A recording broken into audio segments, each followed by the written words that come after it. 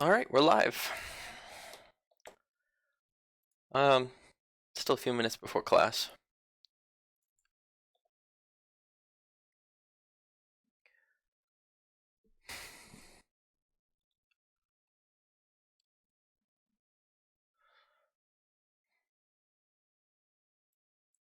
So while we're doing this, let's just take a look back at what we were doing last class.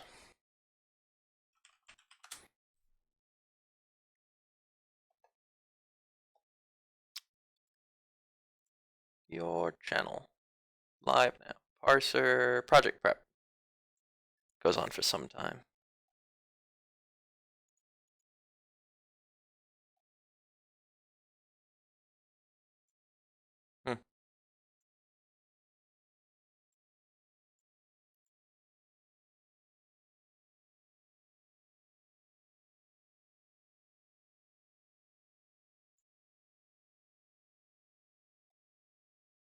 Try parse.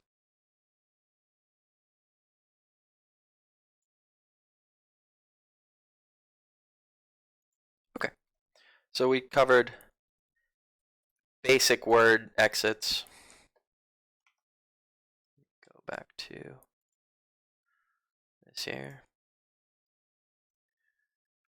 All right, folks are starting to show up.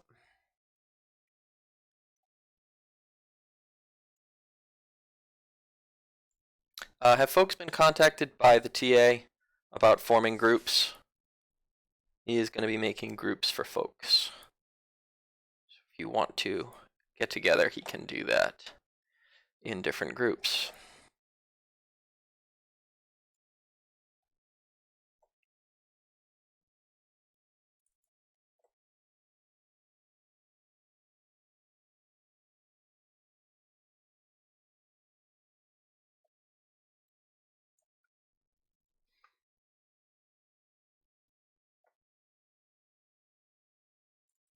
Venture container, item, add item, has item. I feel like there should be a better way of doing that.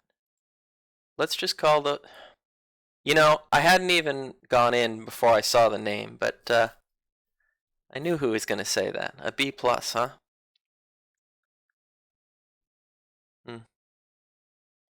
We'll consider it.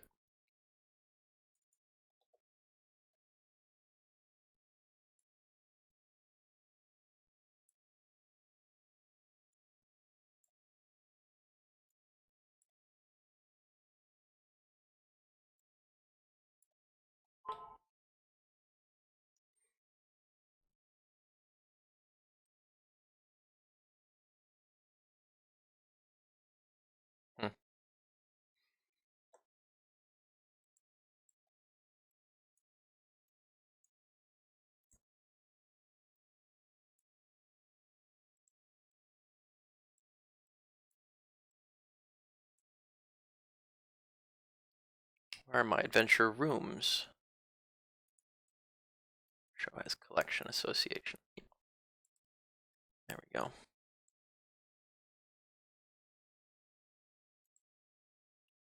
Which homework?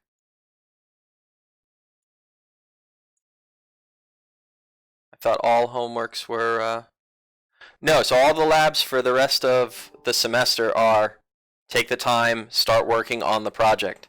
You can either take code that's given here, or you can work on extending it.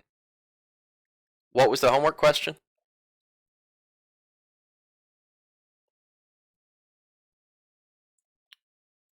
Because all homework deadlines were extended basically indefinitely because of the outbreak. It was assigned before break and it was due in the middle of break. It was it the it was quadratic, imaginary, and fractions, right? Description, adventure item. We never did.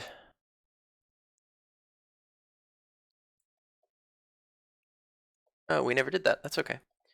All right. Let's get started.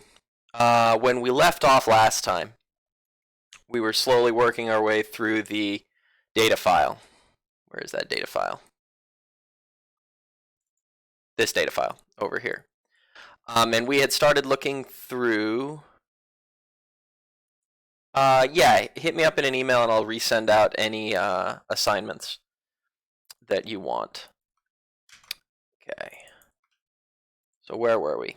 We had been talking about loading up data.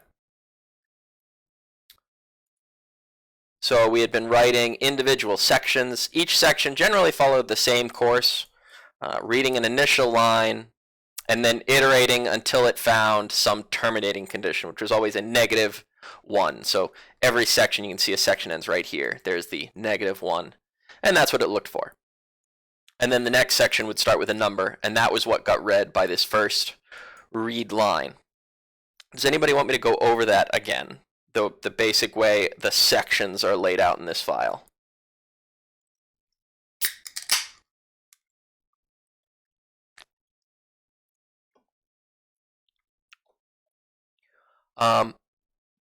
Yes, please. Okay, so every section. Let's break it down. Here is the start of the file. And this is the start of section 1. I know because it says 1. Everything in the section is sort of dependent, but it always starts with some sort of an index, then a tab, and then whatever the data is. So the section data starts here, and it's going to keep going until we see an index number that's less than 0. Right there. There it is. That is the end of the section right there. Okay? Regardless of what the data is in any section, ends with a -1. Then the next line starts the next section. So there's the start of section 2. And then there's a bunch of data, again, with a bunch of indexes in the first column. That index is going to continue until we get to an index of -1. And then the next section, section 3. Going to continue until we see an index in that first column.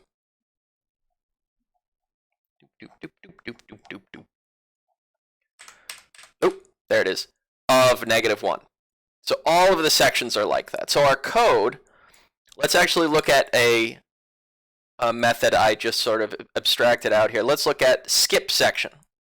This is the bare minimum that we need to actually get through a particular section in the data file. This first read line reads in the number of what section we're in, so section 4. Here, we say, while true, we're going to read the next line. In this case, we'd read, say, to road. Split that up, and we parse the first part of that. So that's going to be parsing the number 2, which gives us the integer 2. 2 is not less than 0, so we break, or we do not break. We continue back up, and we read the next line, which is to hill. And we're going to continue doing that. Keep going. Even though it jumped to 1,000 and 2,000, this is still not less than 0. So there it is. There's our terminator. So when we read this line, we read in the line, and there is, in fact, some extra space there. I think that's just a new line. But the split returns an array with a single element that's parsed, gives us a -1. At that point, we break. So instead of going up to the top, we jump to the end. So here, I'm saying that we just skip everything in the section. But for each of these get sections, we take the data in that section, and we assign it into one of our object fields or properties. We've dealt with section 1. We've dealt with section 2. We have dealt with section 3, I believe. Can I get a confirmation on that? I certainly was demoing moving around using basic commands. We haven't dealt with the really fun commands for movement tables, but this is at least getting some stuff in here.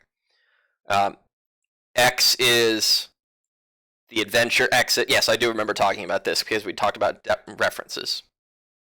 Okay, section 4.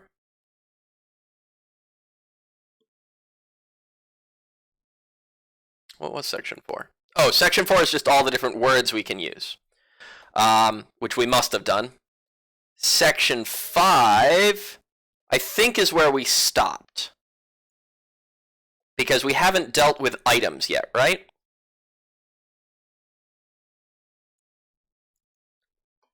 So in section 5, there are a whole bunch of items that are described. So here's keys, a lantern, the grate, wicker cages, black rods. In fact, there's 2 different black rods. Each one of these has an index right there. And then very similar to how we had multi-line descriptions in section 1, these sort of do the same thing. The plant has a number of different states. In state 1 of the small bottle, for example, there are 3 states. State 0 is there's an empty bottle, or a bottle of water. State 100 is an empty bottle, and state 200 is a bottle filled with oil. So those are the 3 states that the small bottle can be in. The reason it's like this is because I believe when you start the game up, it's filled with water. And I suppose you could then dump the water out, and you'd have an empty bottle. And if you dump out the water, you might get oil and fill it with oil. Okay. Let's see. What other interesting... The lamp is sort of the first item you're going to have that has multiple states. A shiny brass lamp, which means it's not lit, and then a lamp that is shining, meaning you've turned the lamp on. And some of these descriptions, let's see if we can quickly find one, like right here, are multi-line. So this is something you've already dealt with in section 1, getting multi-line items. So in section 5, we start by doing things slightly differently, just to showcase that we can do it a little differently. In the skip section, we say while true, and we break out of the loop. That's one way of dealing with an unknown number of items. It's actually not the way I prefer to do it. It just seems a little bit misleading to say while true, meaning go forever, and then break. It seems a little bit dishonest. So what I did here was I did what's called a priming input on the while loop. Take these 3 lines, temp equals readline, split it, parse the number. The last 3 lines of the while loop, where are we?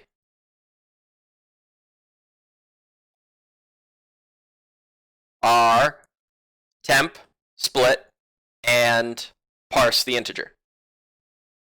Okay? Those 3 lines happen at the top and the bottom. And our condition is now that the item number is greater than 0. So it's a little bit different in the way that we did it, but it's doing the same thing. It's just taking these 3 lines, and instead of, if we look at, say, section 4, the first 3 lines inside the loop are what we're doing. There's the temp, the split, and the parse. But we don't do it at the bottom because when we go from the bottom back up to the top, it's the first 3 things we do. So it's doing a little bit of duplication of code, but it makes the intention of our loop a little bit clearer. We're going to continue doing this loop while the item number is greater than 0. Okay, questions on the difference between doing a while true and a while greater than condition?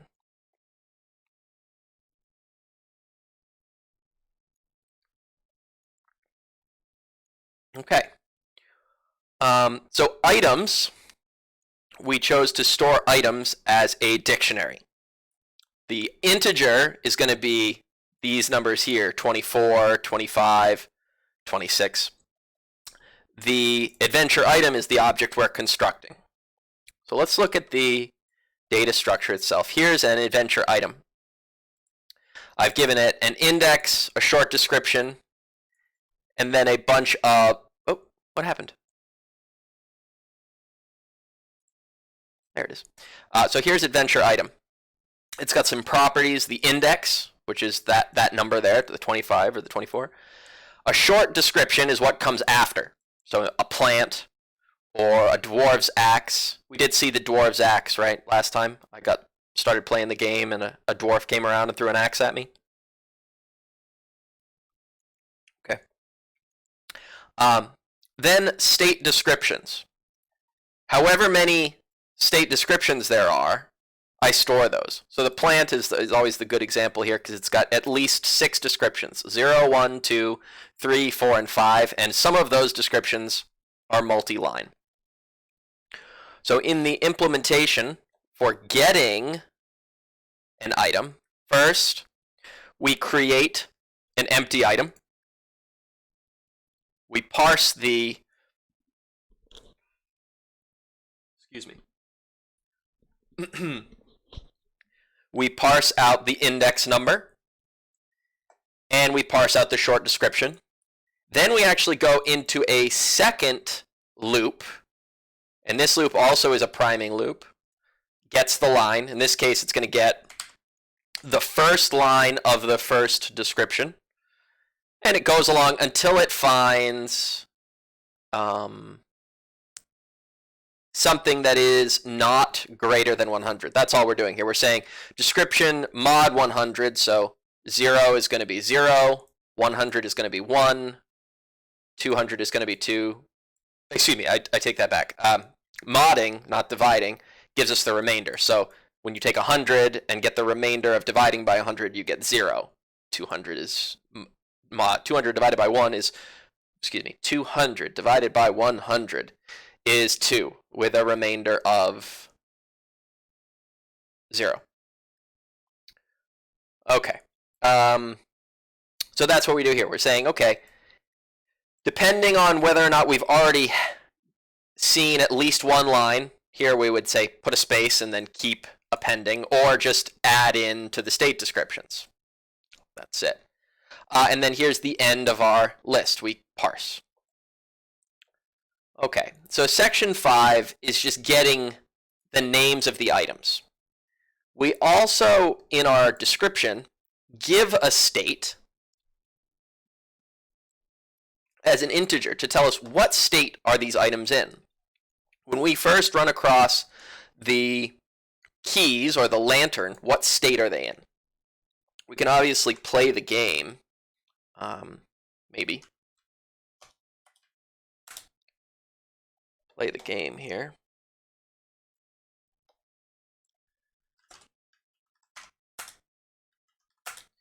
When we play the game, if you look, the shiny brass lamp is nearby. That's state 0. The bottle of water here is state 0. So each of those states is state 0. And that's generally where things are. They actually technically start off at -1 and then they get added to 0, but that's okay. I just wanted to bring that up, that we have to keep track of the state of each item. So state descriptions, short description, index, and the state. Any questions so far?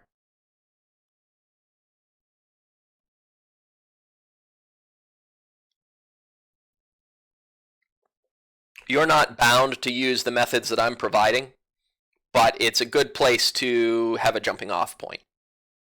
Okay.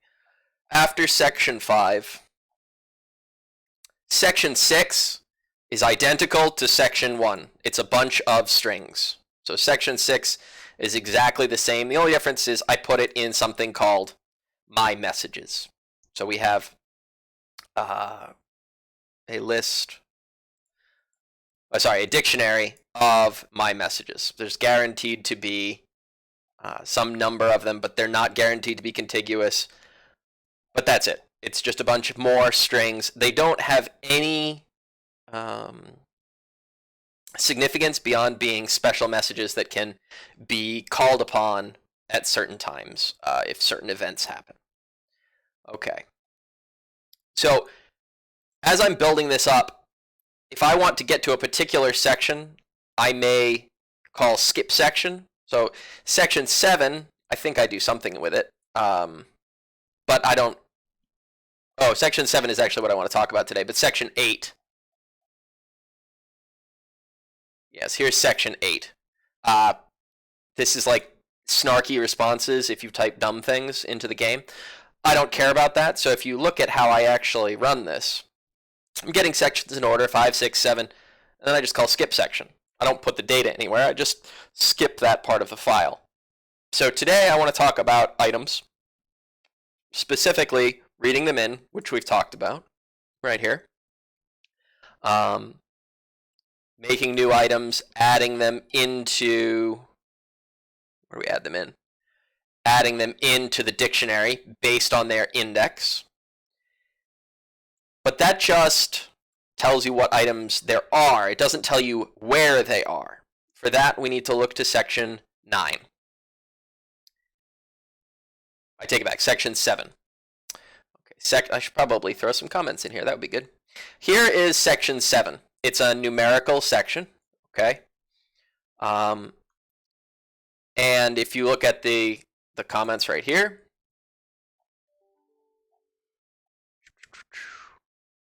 section 7. I wish it would word wrap for me. Object locations. Each line contains an object number and its initial location, meaning this is the room that it's going to be in. 0 or omitted if none. If the object is immovable, so some objects can't be moved, like the grate, you can't actually pick up the grate. The location is followed by a -1. If it has 2 locations, meaning you can see it from 2 different rooms, it's got 2 locations, and it's assumed to be immovable. So there's actually a couple of different cases here. It all revolves around the number of items that you see on the line. So here there are 2 items. That means item 1 is located in room 3. If there are 3 items, it's probably an immovable object that's in 2 rooms. So item 3 is in rooms 8 and 9. And we can check what item 3 is by going back to section 5. Item 3 is the grate, and it's in 2 different rooms. So it's immovable. Here is another line in section 7. It has 3 entries, but the 3rd entry is -1. So item 9 is in room 94, but it's immovable. So item 9, let's just check it out,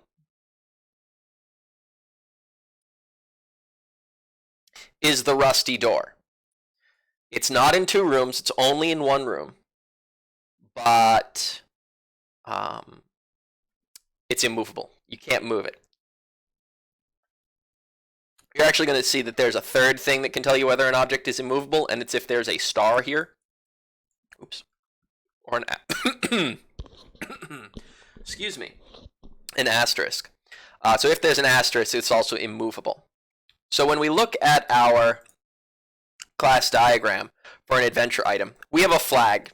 We haven't used it yet, but we want to know whether or not you can move the object. So is it immovable?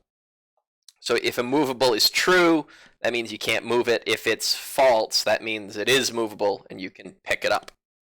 So hopefully by the end of today's class, we're going to have implemented enough code to be able to have an inventory for our player and be able to take things from rooms that we're in and pick them up. Okay, so section 7, we're using a dictionary. So when we go along here, here's our initial stuff. We read in our line, split it, get the item number.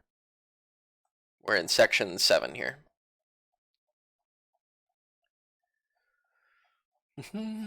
There's section 7.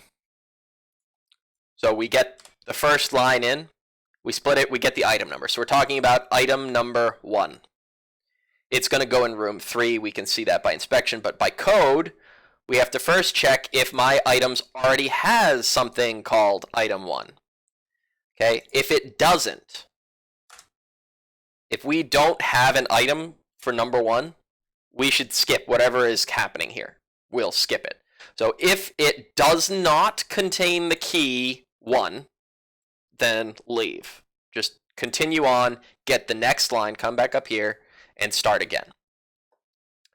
Then we have a choice. Either the length is 2 or the length is 3. If you look at all of the inputs, they're either 2 or 3. All right.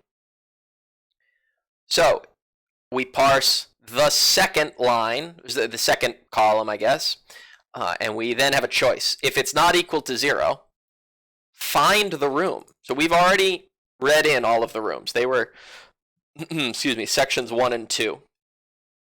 So since we have that room information, we can use the dictionary property of the indexer. We can say, okay, find that room, room 3, and then add the item to it. The item that we're going to add is actually also accessible through the dictionary, my items sub item number. We grabbed it up here. So that's a very shorthand way of doing this, and that's sort of the power of the dictionary here. This runs in fixed time, okay? Accessing a room out of a dictionary is fixed time. Accessing a item out of a dictionary is fixed time.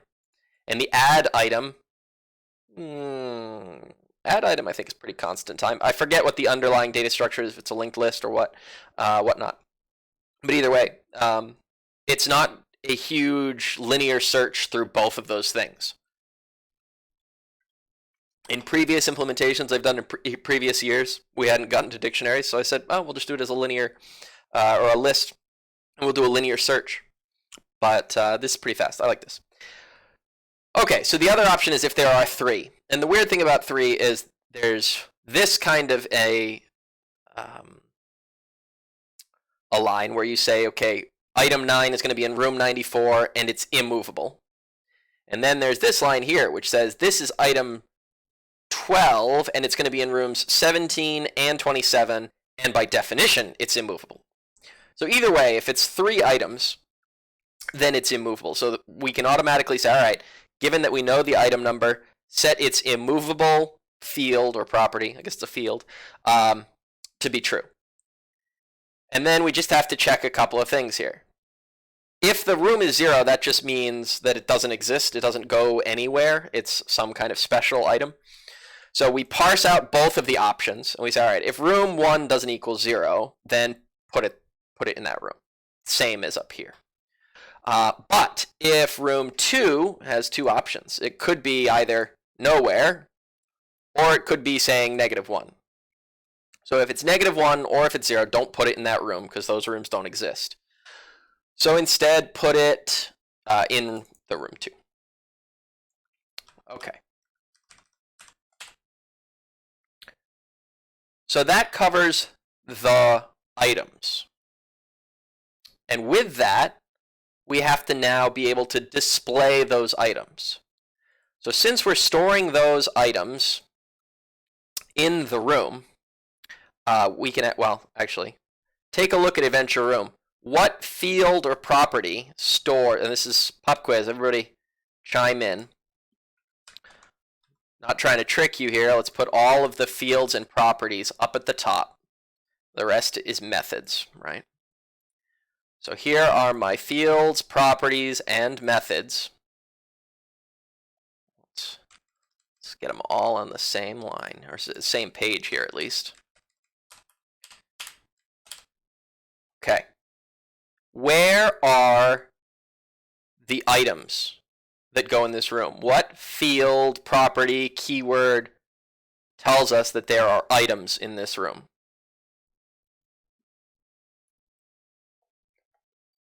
This is where I check my YouTube analytics to see if everybody's gone home. Nope, everybody's here.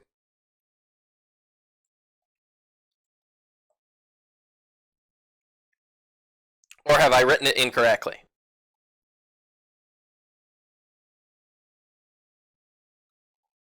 Is it description, or flags, or exits?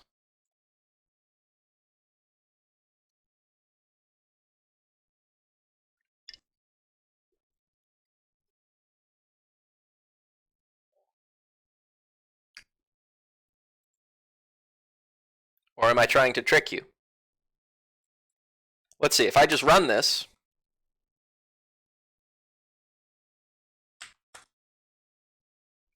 it does in fact know where these keys are, and these shiny brass lamps.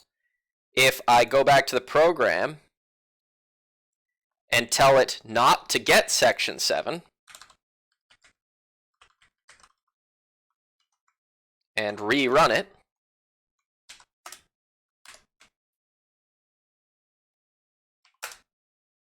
It doesn't know about it. So I am, in fact, getting the information. But where is it being stored?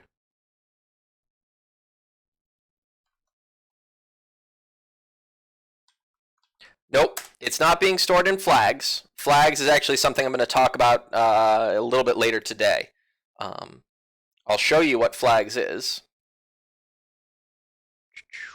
Rooms. Flags is actually an enumeration. You remember I talked about enumerations? Nope, exits stores the exits. This right there is where the items are stored. It might be a little bit more obvious if I show it to you like this. Adventure room, oops, inherits from adventure container. Because a room is a container for things. Okay? So, the adventure room inherits from adventure container, and that has my items in it. My items has add item and has item and remove item. Those are things that it can do. So the reason I did that is because we're about to create a actor class to help us out, keeping track of not just the player, but also the 6 dwarves, or 5 dwarves and a pirate, depending on how you look at it. Okay? So, a room has exits and is a container. So a container, it's not particularly interesting. It's just got a list of adventure items. When you create it, actually, I do. Okay, I do call the base constructor. That's very important to do. So here, when you call the constructor, it just creates a new list of adventure items, and then we can add them or remove them. So in the actual parsing of section 5,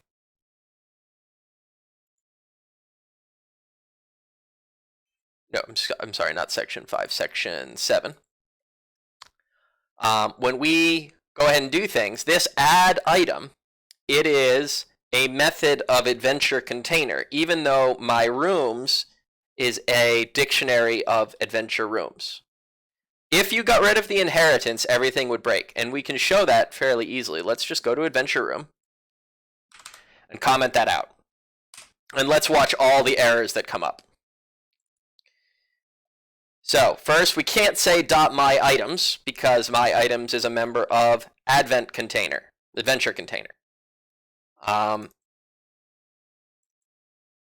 We can't say add items because that is also part of adventure container.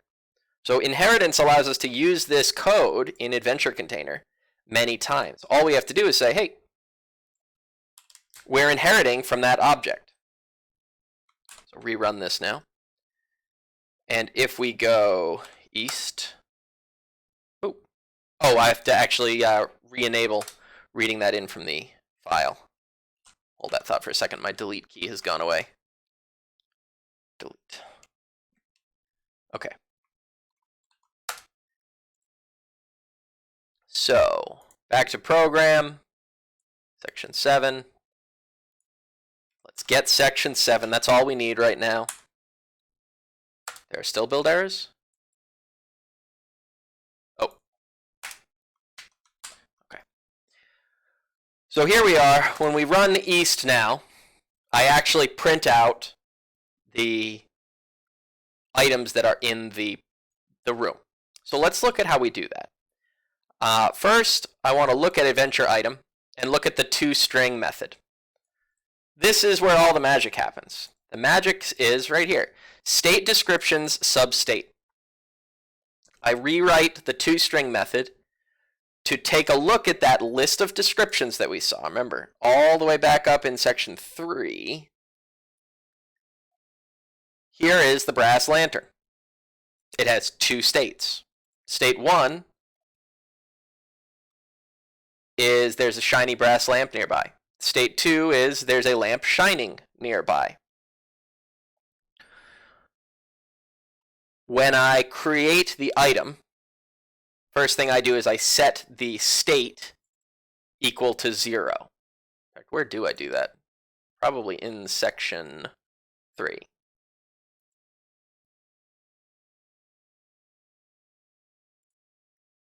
No, where do I set it? Adventure item. Oh, you know what? I cheat. I don't set it anywhere. I let it be its default value. Its default all default values for integers are 0. But that's kind of tricksy. So let's explicitly say that the state is 0. Okay.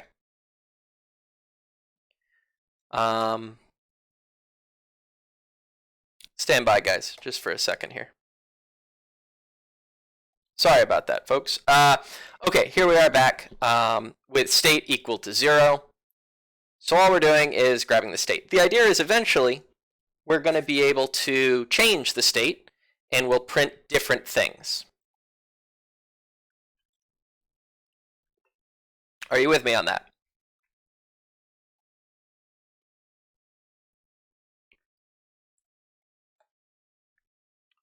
So then the only things we need to augment for the room is when we print out the description of the room, then we print out each of the items that are in it. So we say this.myItems, that's the list of items inside the adventure container, which is a room. Rooms are adventure containers. And so we just use this syntax here, 1 per line, and I is the actual adventure item. Putting it in like this actually automatically calls the toString method. So we automatically call that. And everything is done with a string builder just to make it nice and simple. So all of the text that's highlighted, actually, all of the text that's highlighted here, the camera is blurring up.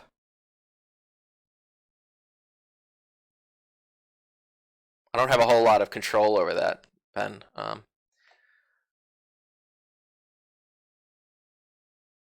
Okay, hopefully that's solved itself now.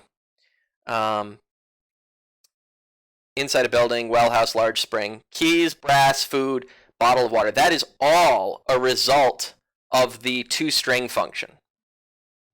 Okay. Where does my pointer go? All a result of the toString function in the room class. So the actual code that's running all of this is a short while loop, which we talked about last time. The only change I've made here is that instead of just keeping an adventure room pointer and starting it off at my room sub1 and then saying for a particular current room, I've created a player class. It's an adventure actor, and if we look at the class diagram here, an actor has a current room as well as its old location. So the idea is with the old location, you might want to be able to go back. Go back to the room you were just in. You made a mistake. You didn't mean to go west. Go back. So we keep track of our current room, our old location, and the location even before that. That's all I'm doing there. Right now, we just need to use current room. It looks like this is all an adventure actor has is a history, but the truth is it also has my items because he's the player. He's going to have an inventory. So we're going to inherit from adventure container. So an actor is a container and a room is a container. Okay, go back here. So for the adventure actor, I just create a list of adventure rooms. And when I rewrite the room, and this is a good example of why properties are so powerful. Okay, there's actually 2 really good examples in today's lecture. Here, this is a readable and writable property called current room. When I read from it, I get the first thing in the array. We got item 0, item 1, and item 2. So every time I read, I always get item 0. When I write to current room. Say I want to put right item 0, I want to change item 0. What I first do is I take the last one, and I take the middle one and put it to the last. I take the first one, put it to the second, and then I overwrite the first. So one more time. First thing I do is I take the middle and send it to the bottom. Then I take the top, send it to the middle, and then I overwrite the top. So I'm always going to be losing the bottom value, but I'll basically be shifting things down every single time I write to that. Here I have read-only properties called old location and really old location. So there's only one field in this adventure actor called history. We can't see it, it's private. But there are 3 public properties. One of them is readable and writable. And the write has a bunch of side effects. Writing to current room automatically updates our old location and our really old location. So the only thing I do at startup is I create a list and I give it 3 default values, null, null, and null. So it's up to me to actually put things in there so that we can use them. And then the read-only attributes, or read-only properties of old location and really old location, grab the other 2 pieces of your history. So the code itself hasn't changed a whole lot. We write the current room, but instead of writing current room, we say player.currentRoom, because the player knows what room they're in. Originally, we had just had a adventure room object, and we said current room equals my room's sub1. Now we say player.currentRoom. So that's the only change here. And at the end here, right, we said if the vocabulary equals the token for that particular exit, overwrite the current room. So let me just drop a breakpoint on this for a second. I just want to show you how that history is going to function. Get out of that. So here we are at the start of the program. It writes, oh, you can't see that. Add window capture, debug. There it is. Okay, I don't need that much. Is that readable? Or do I need to increase the font size on that? Okay, so the first thing I want to do is just say east. So this is before I've actually run this line. If I look at player, let me put a watch on player.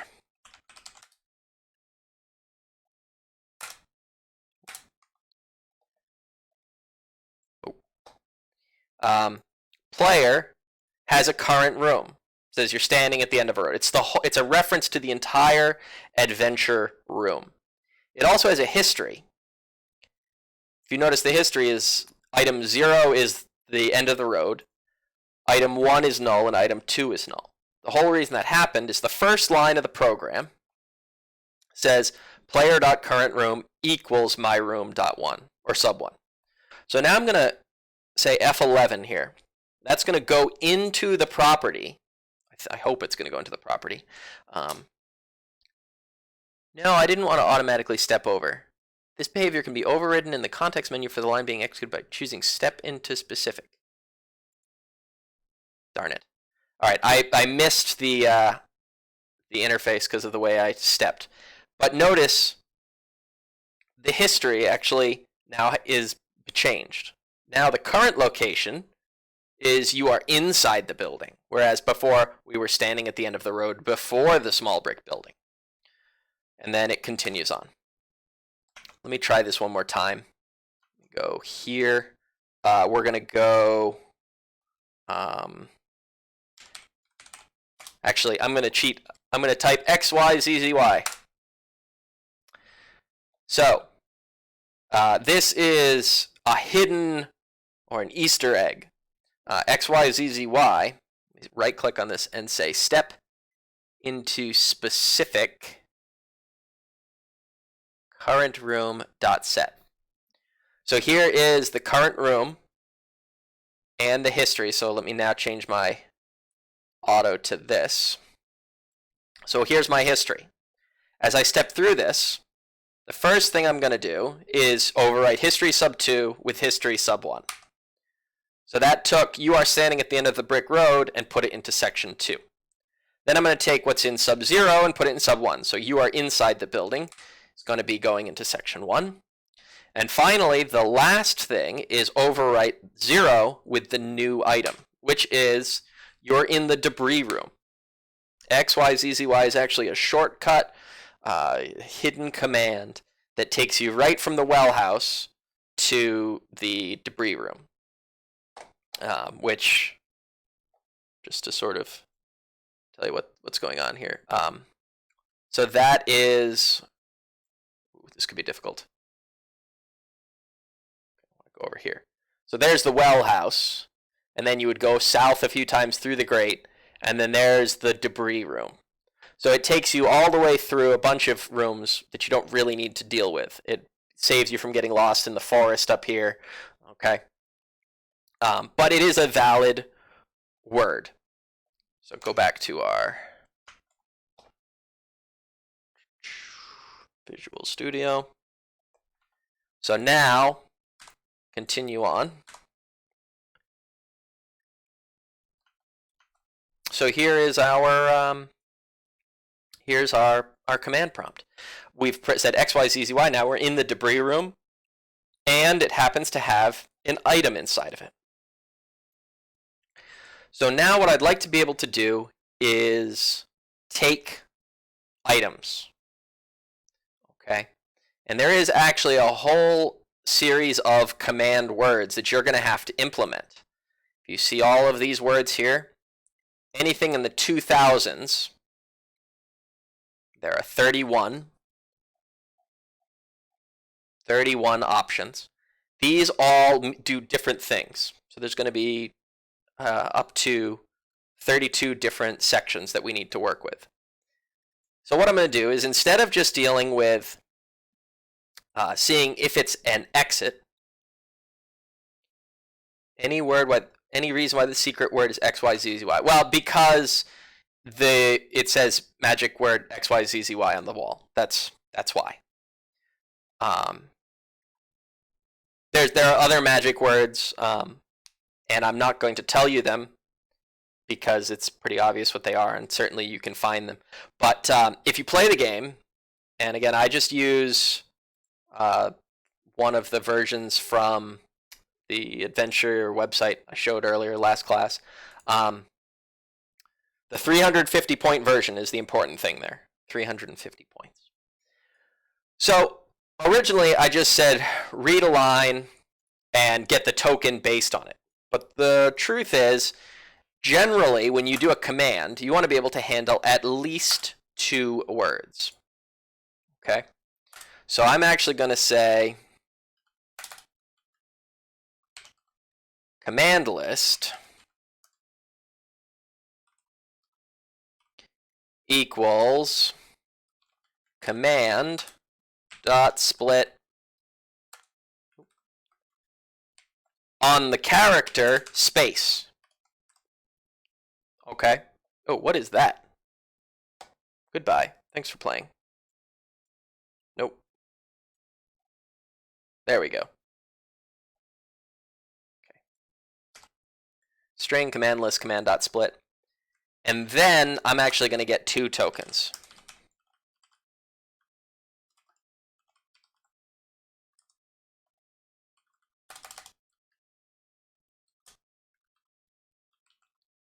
Command list sub 1, command list sub 0. This is going to break if I don't always have 2 commands. But what we can say here is if my token is -1, then we say we don't know the word. Okay. Else, if my token is in the 2000s,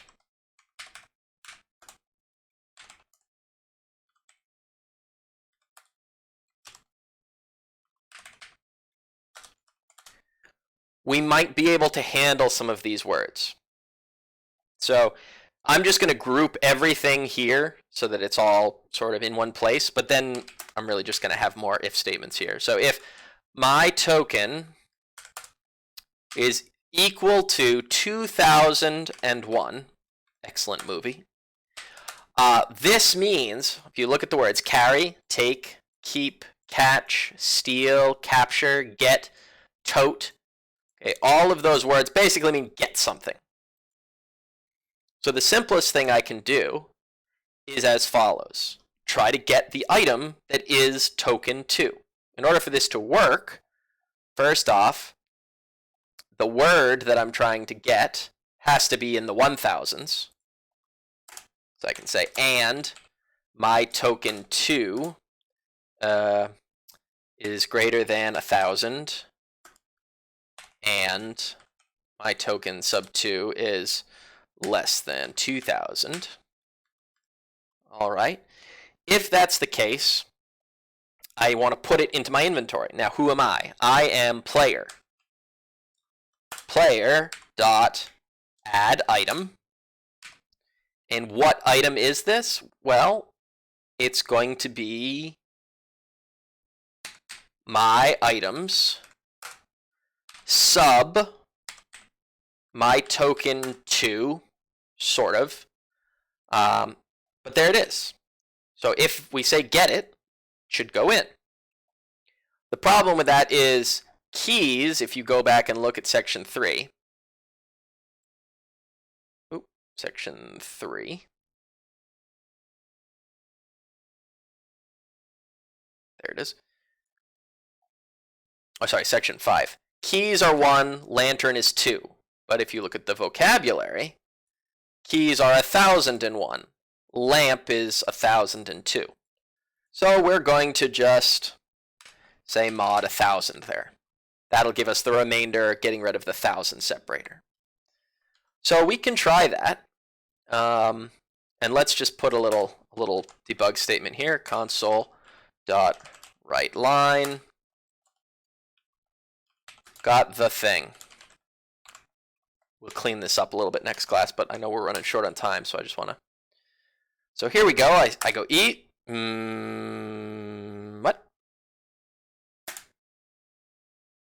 Oh, no, I never got rid of this.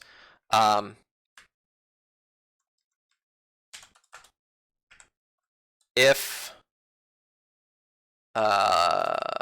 command list dot length is greater than or is equal to 2, then set my token 2 equal to that. Otherwise, my token 2 equals 0. Yeah, okay. Go east. Okay, and we should be able to say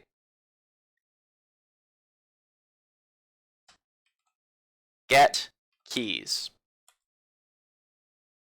It said got the thing. It still says the keys are on the ground. I think what we're going to need to do is just put a breakpoint here. Just so we... what? Oh, I'm not debugging. So the problem with this is we can't actually confirm that we've gotten it. So let's just put... We're going to do a little shortcut. If command equals inventory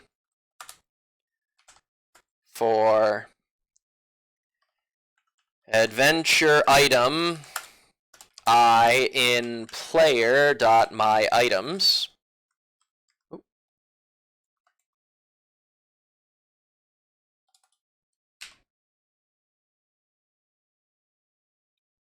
It's my permission. Do I not have access to items as an adventure container?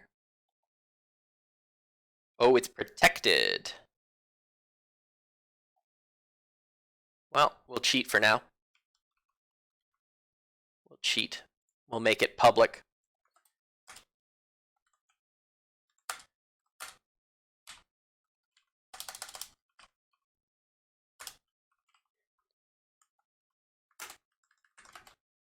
console dot write line I dot short description.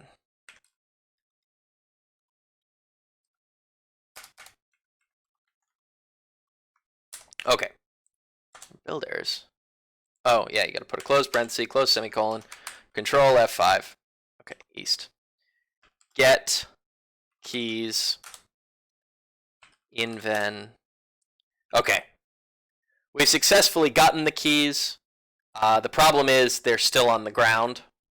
So we also have to remove them from where we currently are. So we have to say player.current room dot remove item. Where's remove item? Oh, public remove item. And the item is going to be the same item. Gets an int ID. Yep, there it is.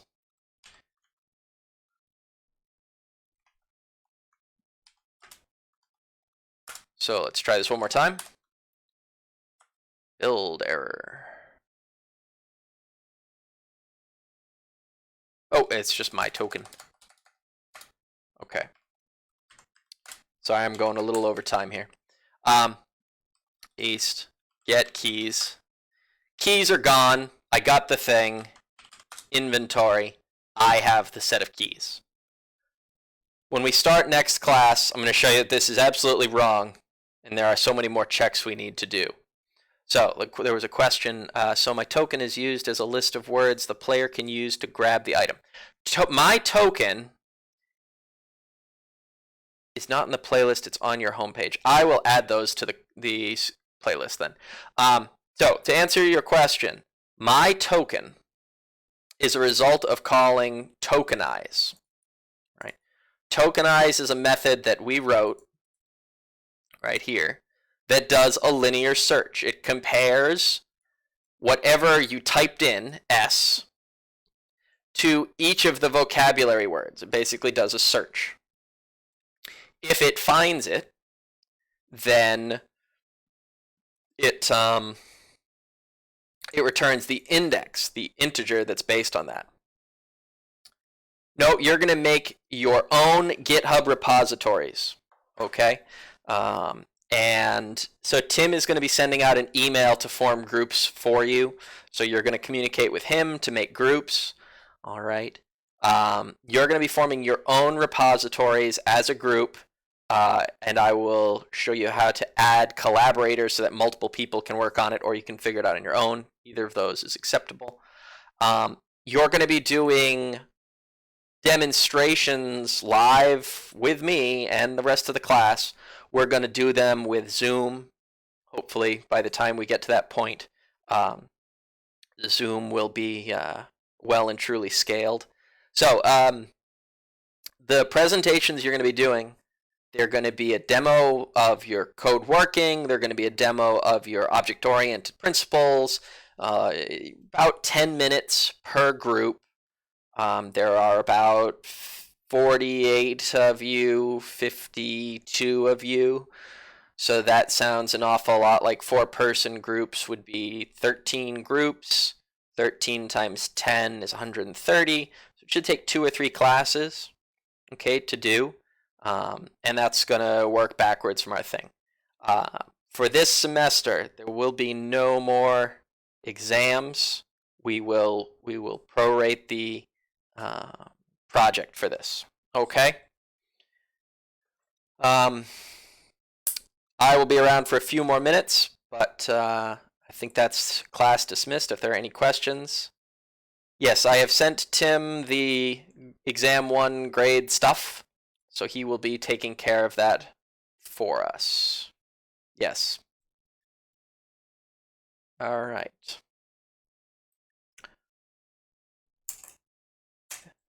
If there is nothing else, I will leave you with this, which is as far as we have gotten today. I don't know what the status of pass-fail is yet.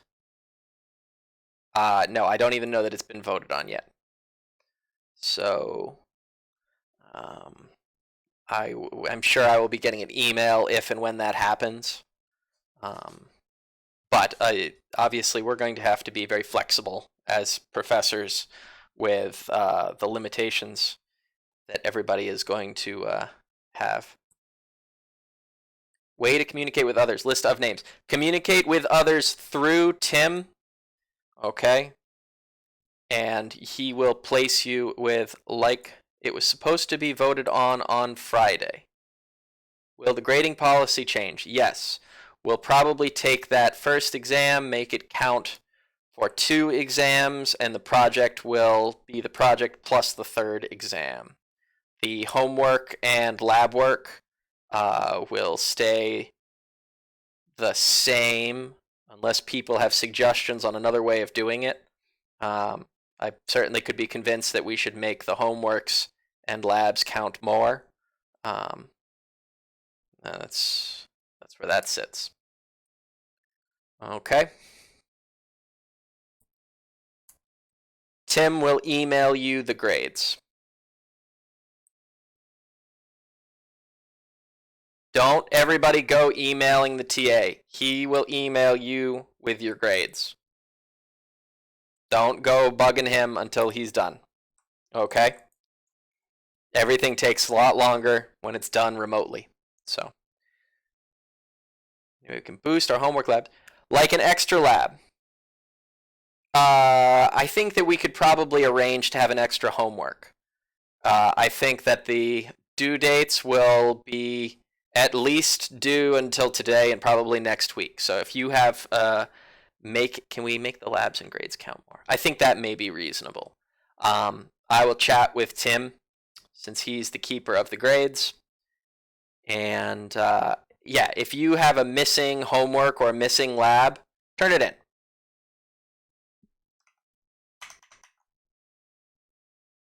Exam 1 will count as 2 exams. I'm going to do something. No extra labs, please. Those things are gifts.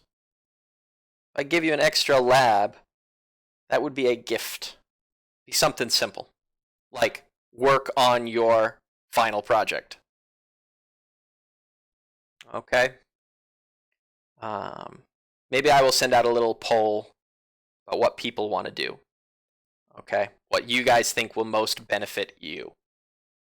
Okay, that's really what I want. I want whatever I do to benefit you. All right. All right, same time on. Yes, email Tim if you never got the link for a homework or a lab. That you can bug him about. All right.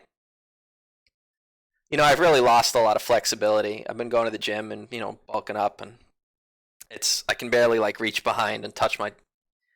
Oh, you're talking about the course. Bye, guys.